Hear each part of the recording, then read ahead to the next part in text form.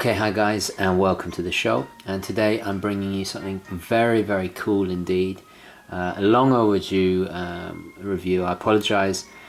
Sorry, especially to Sam JS out there who's been waiting for this particular review. I apologize for the delay. I had to get the Squire Master review out of the way because I had to send that one back. So this got delayed a week. But here we are. I finally get around to looking at this fantastic watch. And this really is something special. Whether you're a watch enthusiast, a watch, if you're a connoisseur or just starting out, this is a watch that will be of interest to everybody because it has a really fantastic design, really interesting story behind it, which I'll get into. So let's have a look at the watch itself. This is the Marathon Navigator. This is a Swiss-made quartz military Navigator pilot watch with tritium illumination, and the reference number is WW194013. Comes in a variety of colors. This is the all black version, and it just is a really cool looking piece. So let me just read you a little bit about the description of this watch, because before we get into the actual in-depth review, because this is just the story behind this. Okay, this is the Marathon Military Navigator's Pilot's Quartz.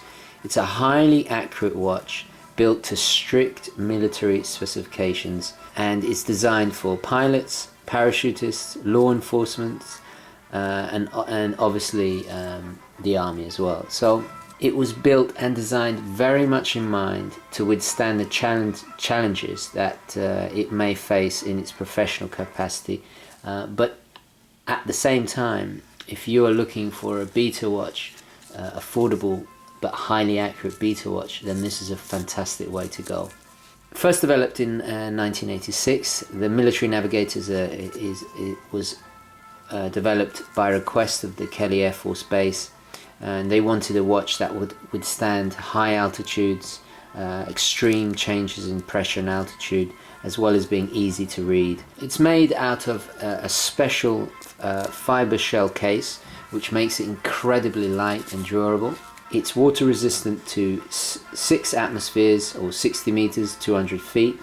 It is sweat and shock resistant, as well as being extremely lightweight. It's one of the lightest watches I've ever come across. It's even lighter than my G-Shock Rangeman. That's how light it is. And also the lightness is very specific, because if, for example, you're a parachutist, every ounce, every little gram of weight, that it has to be carefully considered. These are strict military specifications for very good reason. And even when they're boxed and shipped to you, they come in this no nonsense package. This is exactly how they are supplied to the military. And for example, in the Gulf War, the US Army ordered 100,000 of these. So even in shipping them together, it cuts down on cost, and it's just very easy to ship. Now it uses a acrylic crystal, which is resistant to extreme rapid changes in pressure that are experienced by parachuters. Inside we have a Swiss-made high-torque 3-jewel ETA, the F06 quartz movement, which is extremely robust, extremely reliable, and has an incredible movement accuracy of minus 0.3 or plus 0.5 seconds per day. And one of the coolest features, which I just absolutely adore about this watch, it has what's called an end-of-life indicator, or EOL. So what happens when the battery starts running down, the second hand will start doing advancements of 4 seconds to let you know that it's low on battery. And this carries the 371 cell, which of course is the reliable and affordable to change. Another standout feature is of course the tritium gas tubes, which you'll see on the dial. If we just, there we go, if we see on every hour marker, and then There is even a tritium pip in the bezel, again in the hands. And what I really love about this one is all the tritium indices are green except for the one at 12 o'clock position, which is glows orange. And I'll try and get a loom shot for you. This has one of the most incredible looms I've ever seen. It's just remarkable. Of course, it has the little radioactive logo, and I think that's in reference to the tritium. I might be wrong about that, but maybe you guys can tell me. Now, of course, it comes on this. It's not a NATO strap. It's more like a Zulu strap that's been kind of custom. They've, instead of, if I show you, this is a Zulu strap, right? 3 ringed Zulu strap. And obviously, to keep weight down, they've again included a nylon loop made of material, keep the weight down again. There's actually nothing wrong with this band. It is a little bit kind of cheap and you know, it does feel a little bit mass produced, but it's perfectly fine. There's nothing wrong with this band. It's just, you know, it's very straightforward. But we'll get into the band. We'll get into the NATO strap, or the Zulu strap rather, in just a second. So let's talk about the watch itself. The first thing you'll notice is this fantastic case and bezel. The bezel has 12-hour markers around it, which is fantastic for if you want to use it in a military exercise for countdown or to display a second time zone. It has 60 clicks, but it doesn't actually even make a click. It's absolutely silent. You can't even hardly hear it.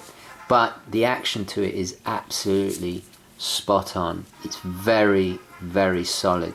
And this, of course, is unidirectional. Very, very solid. I absolutely love the action on this. It's so funny that, you know, this is one of the most affordable watches I own, and yet the bezel is probably one of the best I've ever experienced. Really solid, well-made construction. So on the dial, you have Marathon at the top. This is the US government edition. Then we have very clear, very crisp, easy to read numerals, and then slightly smaller next to them we have the 24-hour. Everything on this watch again has been designed to be easy to understand, very utilitarian, asymmetrical design, only slightly larger on this side, obviously to protect the crown. So apart from the very clear lettering, you have a little date window just sneaked in there at the 4:30, and right at the bottom, as you can see, Swiss made, which is, you know, fantastic. Just the fact that you can get a really high quality Swiss quartz movement for this price in such a cool looking piece, it's fantastic. I think this is really a highly overlooked watch, and I'm very proud to have it in my collection. I really must. I've got to admit that this fiber shell material, it's really cool stuff. It's really solid. It's so light. It's fantastic. I really love the case design. It's got a beautiful.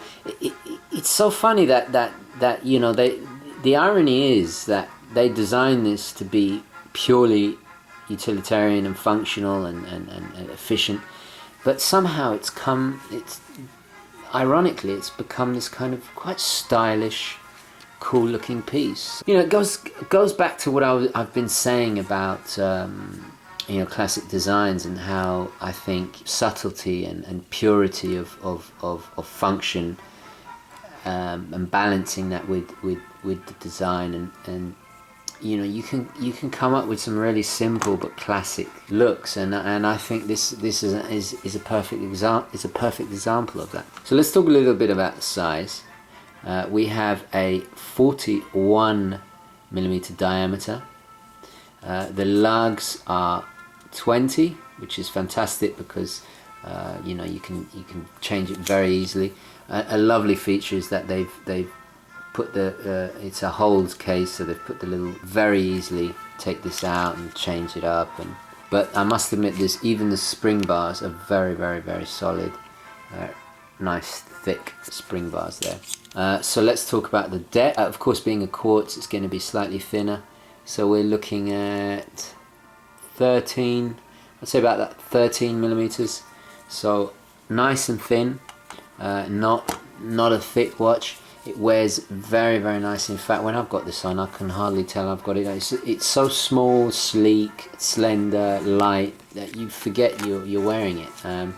Part of the specifications that the military specifically wanted. So if we just look at the back very quickly, all the information, including a reference to the military requirements.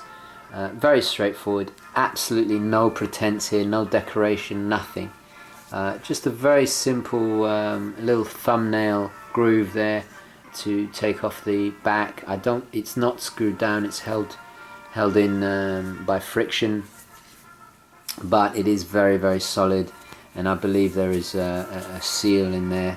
I haven't opened it up, I'm not going to, but you know, if you had to, you could pop in a new battery completely by yourself. So very, very, very, very easy, simple. I mean, you buy something like this, buy a couple of batteries, and you'll never have to worry about it. You know, you just replace the battery yourself, and I think that's fantastic, especially if you're out in the field or you're in somewhere very remote, you know, for a long period of time. You know, you can't pop down to the watch repair store or the jewelry store or wherever, and you know, if you're, let's say you were stationed somewhere very, very remote, all you'd really need is this watch and some spare batteries, or maybe even a couple of these watches. You know, when you pay retail, you're also paying for the advertising budget of that company. You're paying for them to be able to rent the space for their boutique stores and all of this. There's none of that with this watch. This is just the bare bones. This is just the absolute pinnacle of efficiency and utilitarianism. And the result is a cracking watch. It's a very affordable, tough, fantastic watch that is highly accurate, really, really robust, just a cracking piece. And this is perfect. You don't have to be in the military to appreciate this. I needed a cheap, affordable watch that you could wear when you're shooting, or you're out on your bike, or you're out with the dog, or any of these kind of activities where you just don't want to worry about the watch. Especially if you're shooting, for example. You don't want to wear a mechanical watch. You don't want the recoil and the when you're firing your rifle or shotgun or whatever it is to mess up the mechanics. So you really want a quartz piece. And what's better than a quartz piece that's been specifically designed for the military? And not just the American military, but the Israeli military, the Canadian, I think even the Mounties, US Homeland Security. In fact, you can even get, each version is signed, so if you get the Israeli one, you'll get their little parachute regiment or whatever it is, you'll get their little logo on it. With the US Homeland Security, you get US Homeland. This is the US Government edition. If you don't want to risk damaging your mechanical automatic pieces, and you want to go quartz, I think this is probably the best quartz beta watch you could possibly buy. Absolute. And I'm going to say it's pure class. It's still really a good looking piece, despite they've taken any kind of aesthetic flair out of it. It still ends up being a really cool looking piece, and I think that's the appeal of it. I really, really like this watch. I totally recommend it. It's they are selling this particular model in a whole bunch of configurations on Long Island watches. I'll leave a link in the description. So this has been my review of the Marathon Navigator, possibly the ultimate beta watch. The most common question I get with regarding this watch is, what strap options do I recommend? Well, I think putting a leather band on this I think is a little bit silly. You can of course do it. It probably look pretty cool. But considering it's a military watch, and considering we're using this as a beta watch, I think personally your best option or best bet would be a NATO or a Zulu strap. Two options that I recommend. Well, firstly, I'd recommend getting the PVD rings on your straps. I've just ordered some, so they haven't arrived yet. But for the meantime, I thought I'd show you these two color choices. This is a camouflage. This is a Japanese SWAT team camouflage. I know. How on earth did I find this? Well, I found it on eBay quite a while ago. I've had this for a year or two. I haven't really got round to using it. It looks good on a Squally, but it really looks cool on one of these. I just thought the black SWAT team kind of color theme really is in keeping with the face and color scheme of the watch. So if you can find one of these, just look for Japanese SWAT team. Who knew they have their own NATO straps? But I had to buy this from Japan. Very, very well made, as you'd expect. So have a look on eBay for one of these.